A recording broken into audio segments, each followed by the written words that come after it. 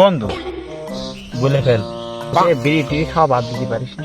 তুই কত বছর ধরে বিড়ি খাচ্ছিস? খাচ্ছি তো ছোট কালেরতেই।